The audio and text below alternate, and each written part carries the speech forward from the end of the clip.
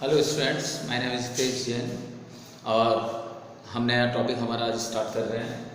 वो है अपरिमित समरूप आवेशित चालक परत के कारण विद्युत क्षेत्र। चालक परत और अचालक परत, हमारे प्रीवियस वीडियो में भी हमने इस चीज़ पर डिस्कशन किया था कि चालक परत या चालक पट्टिका या चालक पदार्थ को आवेश देने पर वो आवेश संपूर्ण उसकी सतह पर चला जाता है।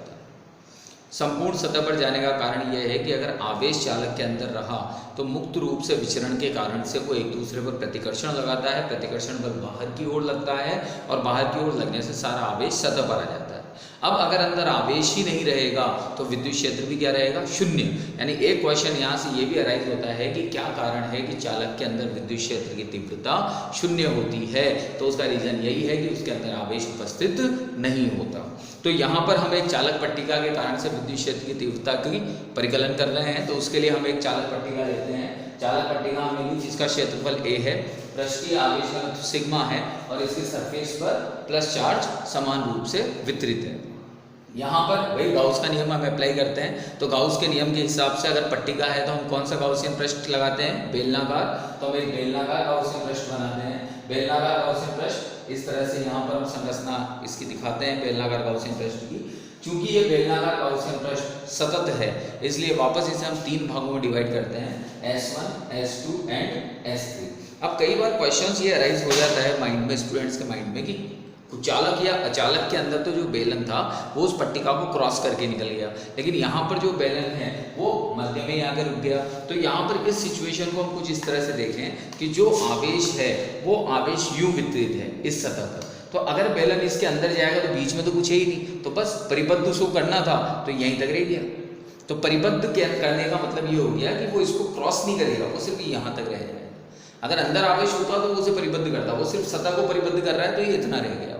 ठीक है, तो यहाँ पर कहने का मतलब ये है कि जब हम यहाँ पर बेलनाकार गाउसियन पृष्ठ बनाते हैं तो सतत रूप के कारण से हम इसे तीन भागों में विभक्त करते हैं, S1, S2 एंड S3। अब वही वापस हमारा फिनोमेना क्या है कि S1, S2, S3 के लिए EODA की डायरेक्शन और उनके बीच का एंगल।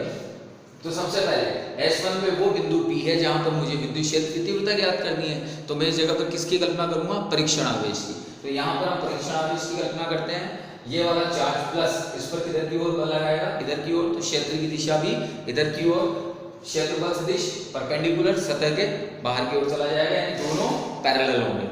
S2 अंदर विद्युत क्षेत्र की तीव्रता शून्य है तो यहाँ पर हमें क्षेत्रफल सदिश निकालने की कोई जरूरत नहीं है। और S3 में भी E तो सेम डायरेक्शन में होगा, DS सतह के परपेंडिकुलर होगा। तो अगर हम यहाँ पर बात करते हैं एंगल्स की तो S1 के लिए एंगल थीटा 0 है और S3 के लिए थीटा 90 है। तो S1 के लिए तो थीटा हो गया 0 और S3 के लिए थीटा हो गया आपका 90 डिग्री। और अब हम यहाँ पर सिंपली गाउस का नियम अप्लाई कर देते हैं। बहुत सिंपल है, कुछ इसमें खास बात नहीं है। तो वही चीज वापस गाउस नियम से E dot dA equals to summation Q by epsilon naught. Summation Q को हम क्या लिख सकते हैं? टोटल चार्ज कितना है? Q। Okay, again sigma equals क्या जानते हैं? पृष्ठीय आवेश घनत्व Q बाय A। तो Q इक्वल्स क्या हो जाएगा यहाँ से? सिग्मा A, क्योंकि सिग्मा पृष्ठीय आवेश घनत्व दिया हुआ है। पृष्ठीय आवेश घनत्व होता है एकांक क्षेत्रफल में उपस्थित आवेश की मात्रा। तो अब यहाँ पर जब हम इसे सॉल्व आउट करते हैं तो वही S को हम कितने पृष्ठों में विभक्त करते हैं? तीन पृष्ठों में।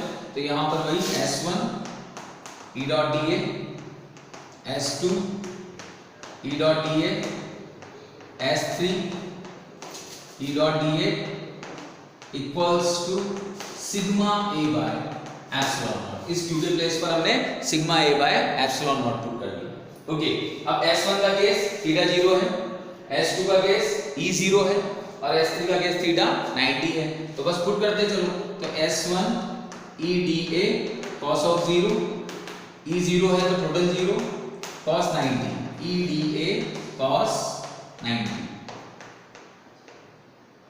ओके, इक्वल्स टू क्या हो गया आपका? Sigma A by epsilon naught. तो अब ये भी 0, ये भी 0, तो अब यहाँ पर सिर्फ ये टर्म बची आपकी। तो E बाहर ले लिया dA equals to sigma A by epsilon naught.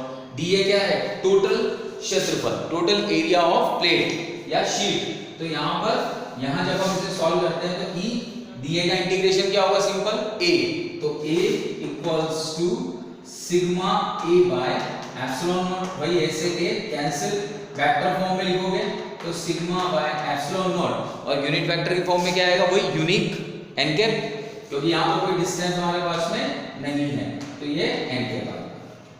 तो चालक पट्टिका के कारण से विद्युत क्षेत्र की तीव्रता है वही sigma upon epsilon not an cap. अब अगर हम इन दोनों चीजों का कंपैरिजन करते हैं, चालक पट्टिका और अचालक पट्टिका, तो अचालक पट्टिका के कारण से तो क्या थी, ई अचालक सिग्मा अपॉन 2 एप्सिलॉन नॉट, और ई चालक के साथ हिसाब से क्या है तुम्हारी, सिग्मा अपॉन एप्सिलॉन नॉट। तो यहाँ सिग्मा अपॉन एप्सिलॉन नॉट की जगह अगर ई चालक रखते हो तुम, तो फॉर्मूला क्या बन गया, ई चालक इक्वल्स टू 2ई अचालक।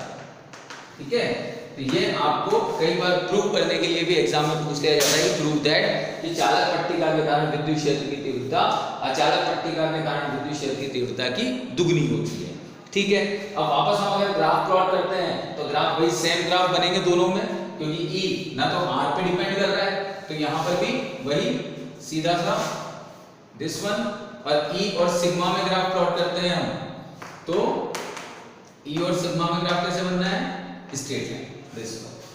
तो बहुत सिंपल है, बस गाउस के नियम में मेनली हमें क्या ध्यान रखना है, ई और डी ए की डायरेक्शंस एंड गाउसियन पृष्ठ। ओके बेटा, थैंक यू।